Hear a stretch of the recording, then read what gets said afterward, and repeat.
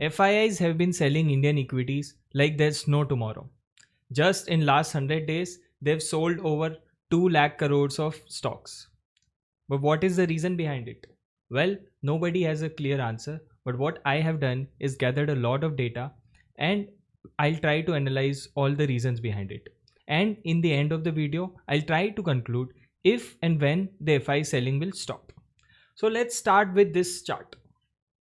In this chart, we see FII ownership and DI ownership over the past 12 years.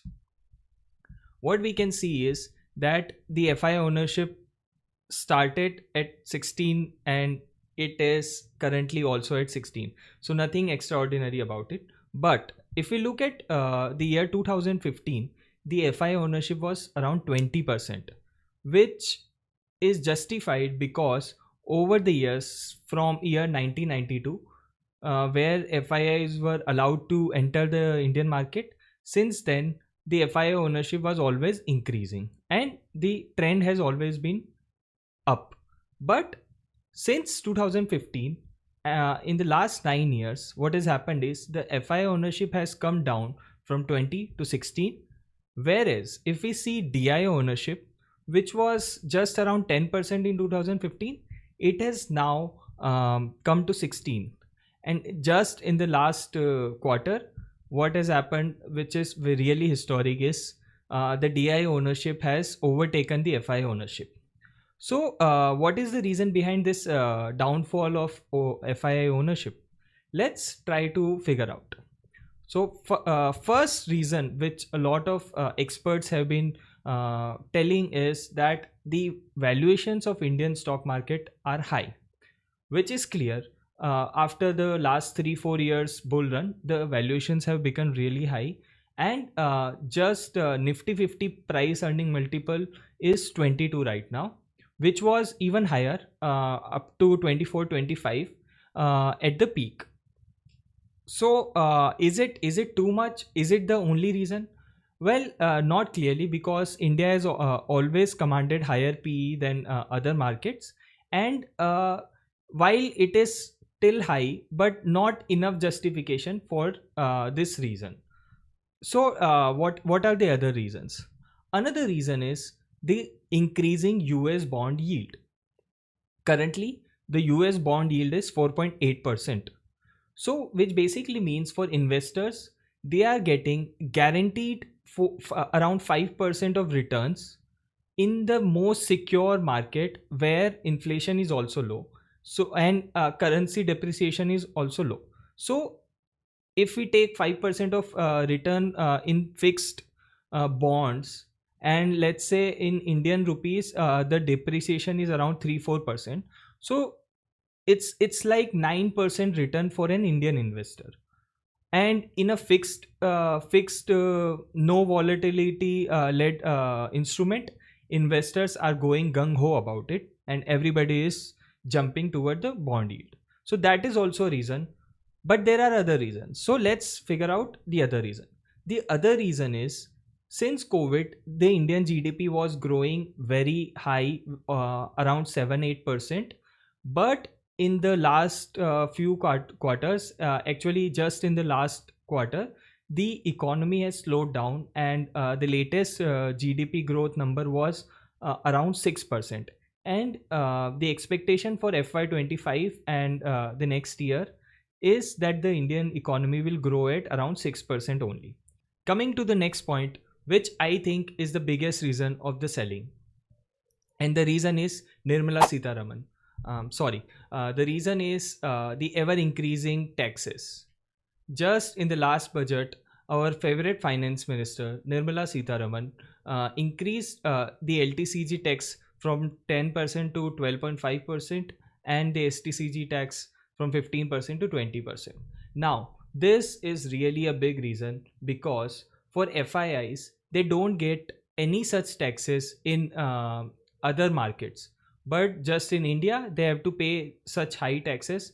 And the rumor is that these taxes are going to increase. So yeah, I mean, that is a big problem. After this, another news is that the reason why Indian stocks are falling is China. because recently China is stimulating their economy and a lot of flows are going into China.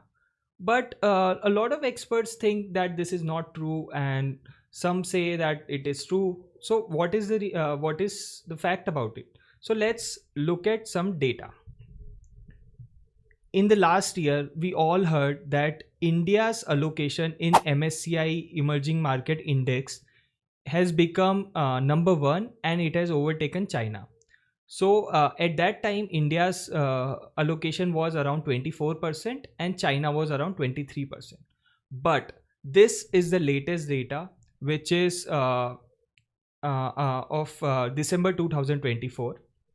And what we can see is that China has clearly now become number one, and the gap between China and India is 8%. And not just that, India from one, now it has come to number three. So we can clearly see that a lot of flows have moved from India to China, and this data basically confirms the theory. So is everything so gloomy and there is no positive side? Well, there is. Let's have a look at the positive side. Let's have a look at this data. This data, well, I got it from Angel One's investor presentation. It shows that it also shows the FII allocation, which has been decreasing from March 21, from 21.5 it came to 17.9 in March 24, and now it has even gone further down to 16%. But the plus side is the rise of Indian retail investors. The individual investors allocation in March 21 was just 9%, and it has gradually increased to now 9.5%, and it actually has got to 9.8%. So it is a positive trend. And bigger than this is the DIIs allocation, which we also looked at. But if you look at active mutual funds and passive mutual funds, it basically confirms the trend that the allocation of DIIs have been increasing. And if we look at the combined domestic allocation and we add all of it, it will actually come out to be around 25%. And let's say the FII selling continues to continues to behave the way it has been, and one point, let's say the FII allocation becomes zero, because what is the worst that can happen? And if our market is still alive, then what basically will happen is that there will nobody be left to sell. And well, 0% is never going to happen, and if it happens, it is going to take a lot of time. But let's assume that the selling comes, the allocation comes to 10% or even 12%. At that point, only those FIIs will be, or the allocation will be so minimal that they will not be willing to sell, and at that point of time, this buying will continue. So at some point, either it is 15%, 12%, or 10%. That is for us to figure it out, or that is for us to know in the future. But the positive thing is that the DIIs are now ruling the market, and as the allocation of FIIs reduces, the power of DIIs will eventually increase, and which is a really good thing, and it is a positive trend. So now this is the positive side about it. Now let's look at some more data. Let's look at this data. This is the overall allocation of FIIs, and it displays in from which country the allocation is coming. So if we see, the total allocation is 71 lakh crore rupees, and as of today, the market cap of Indian stock market is around 421 lakh crore rupees. which comes, so this 71 lakh crore rupees comes out to be 16% of that. And the thing is that if we see from January 2024, even after a lot of selling, in January 2024, the allocation was 62 lakh crores, and in December, it has increased to 70 lakh crores. So, this whole narrative that FIIs are going away is not true. It is just that they had a lot of profits and they are booking some of it and adjusting their allocations. Because after 1 year, their allocation actually is still 12-13% up, which is surprising, right? After a lot of selling. Now, this data shows that in the year 2024, FII sold net value of 3 lakh crore rupees in the entire year, which is really, really huge. But is it true? And by the way, this is the accumulation of the FII data that everybody looks at daily. So this is the data given by SEBI only, right? But this is only the selling which is in the secondary market.